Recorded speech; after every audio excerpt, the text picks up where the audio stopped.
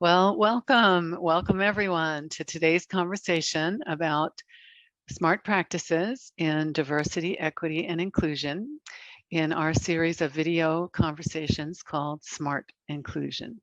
And it is my great pleasure today to introduce our guest is Heather Bussing, an employment attorney, HR tech analyst, writer, and editor, and someone who I stalk on Twitter and Instagram. Heather spends her time exploring the intersection of people, technology, and work. She regularly advises employers on HR policies and workforce issues, in addition to teaching legal writing and internet law. She has appeared in the New York Times, the Wall Street Journal, CNN, Mashable, Business Insider, and NPR, just to name a few. And Heather brings some interesting perspective and insight on the topic of diversity, equity, and inclusion, framing it as a health and safety issue.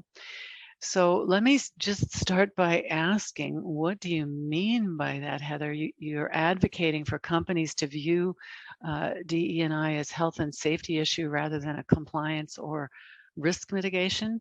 Can you just start by telling us about that? Sure. Discrimination is trauma. It is trauma for the people who experience it.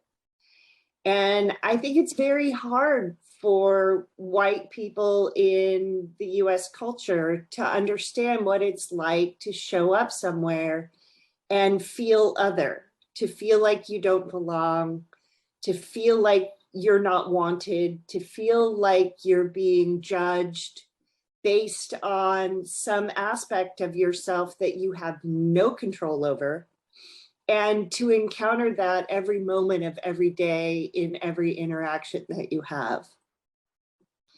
And it's exhausting, and it is painful, and it is based on assumptions in our culture that are historical but not true.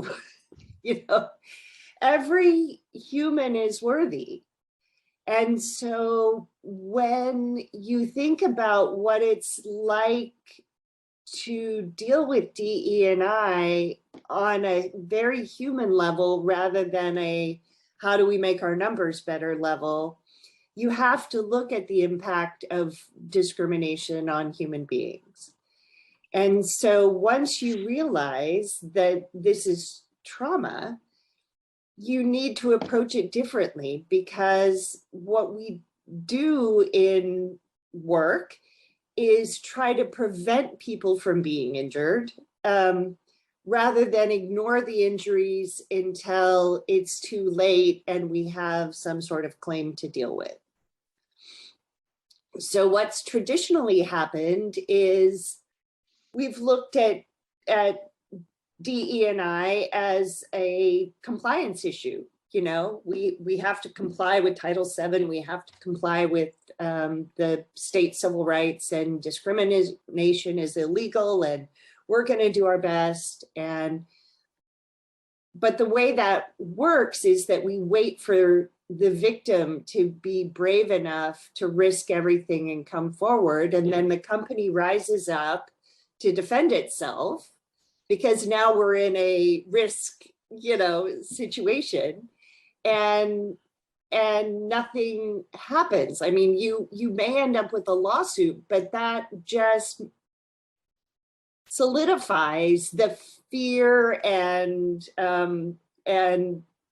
wrong approach. Yeah, interesting. So from an employer perspective, what would approaching diversity, equity, and inclusion, and you use the word belonging, which that's Yes. that so plays into a healthy workplace culture. But what does that look like for an employer?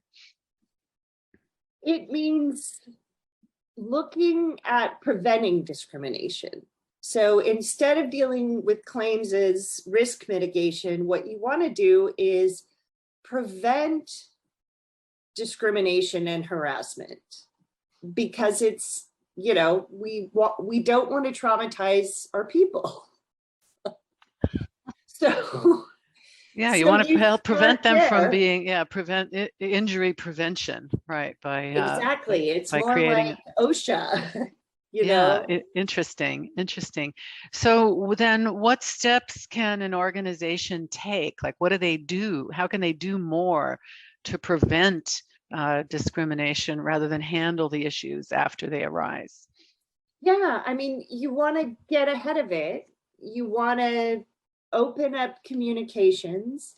You want to be aware that there are a lot of really well-meaning people in your organization who may not be doing the best because they don't understand how to. You know, if you were raised white in this culture, you have some ingrained beliefs about the role of white people in the world and the role of everybody else, pretty much, right? And as hard as we work to see past that, a lot of people get stuck in the, oh my God, I'm doing it wrong, or oh my gosh, you know, what if I'm blamed, and it's hard to see past our own fears of making a mistake or doing something. But this is about the well-being of many people, and who deserve to walk through the world just as we walk through the world without being afraid that someone's going to judge us or be afraid of us because of the way we look.